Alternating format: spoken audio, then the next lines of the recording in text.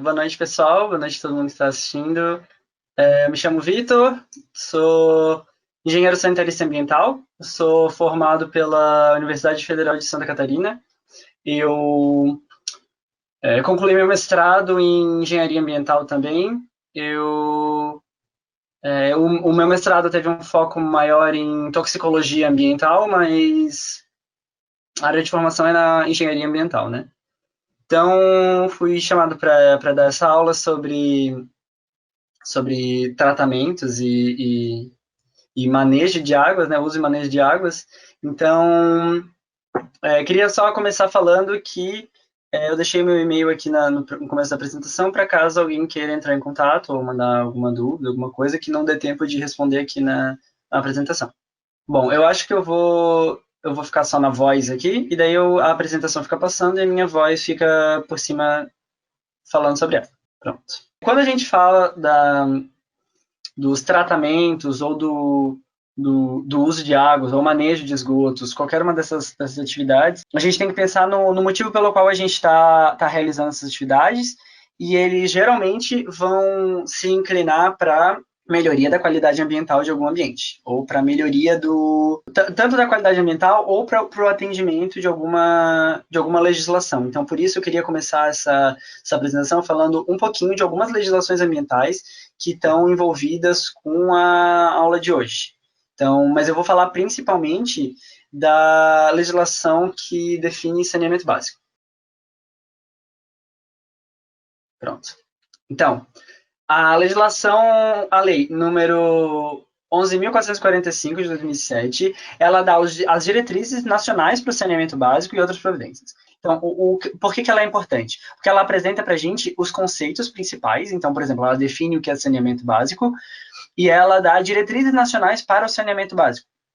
Então, essas diretrizes, elas têm que estar na consciência de todo mundo que trabalha com saneamento e todo mundo que se envolve nessa área, porque são as diretrizes que vão nortear o que é importante para a área do saneamento, em específico no Brasil, já que a legislação é brasileira.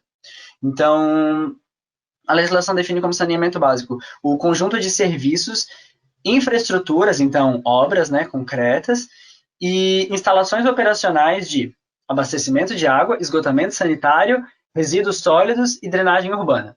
Então, ela define resíduos sólidos e drenagem urbana como esses nomes um pouco mais compridos. Então, dentro de resíduos sólidos, a gente tem limpeza urbana também, e dentro de drenagem urbana, a gente tem o manejo das águas pluviais, a limpeza e fiscalização preventiva das respectivas redes urbanas também.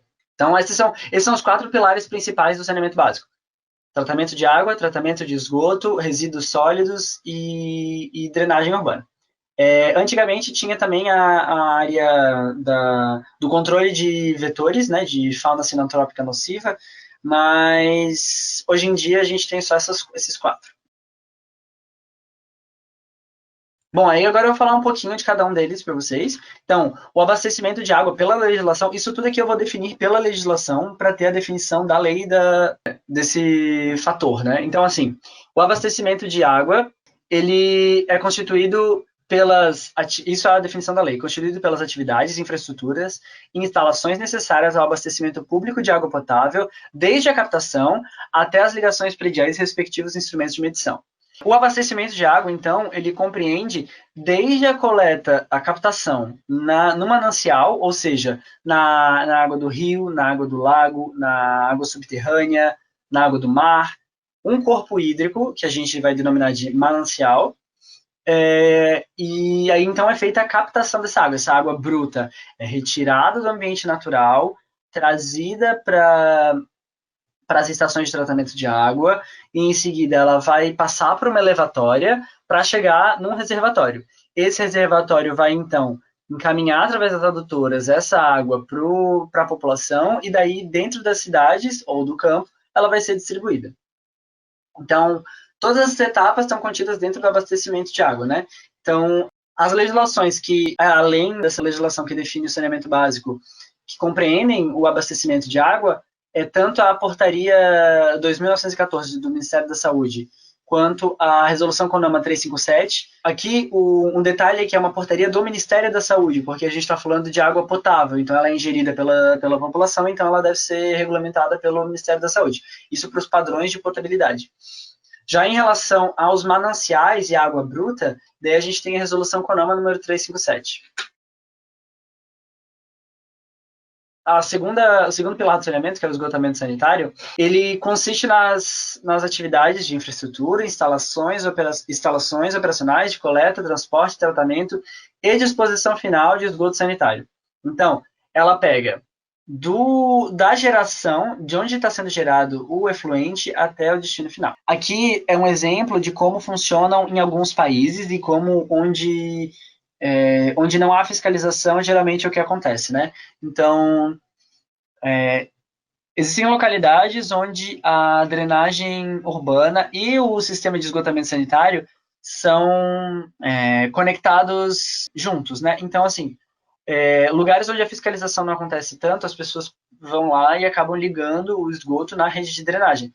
O que é um grande problema ambiental, porque uma vez que esse esgoto está ligado na rede de drenagem, ele vai direto para os nossos corpos hídricos, ou para o mar, ou para os rios, ou para os lagos.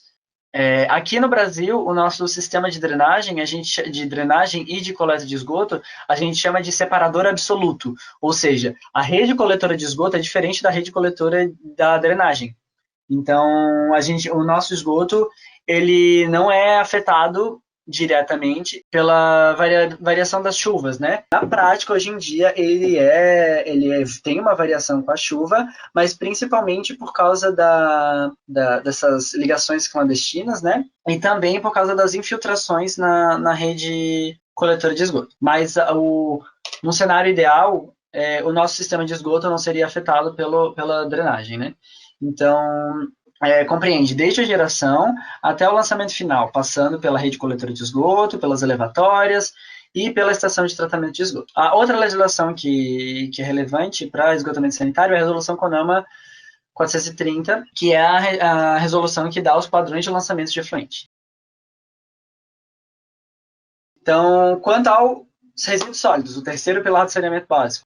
A legislação define como conjunto de atividades, infraestruturas e instalações operacionais de coleta, transporte, transbordo, tratamento e destino final do lixo doméstico e do lixo originário de varrição e limpeza de vias públicas. Então é o seguinte, os resíduos sólidos, eles seguem também a Lei Federal número 2.305, de 2010, que é uma legislação que traz como principal fator a utilização dos resíduos ao máximo antes do seu destino final. Ou seja, ela indica que se tu não pode reutilizar, que tu recicle. Se tu não pode reciclar, tu reuse. Se tu não pode reusar, aí tu descarta. Então, a ideia é que a gente evite ao máximo que os resíduos sólidos cheguem no aterro sanitário, mas que o aterro sanitário é uma destinação adequada para rejeitos, no caso.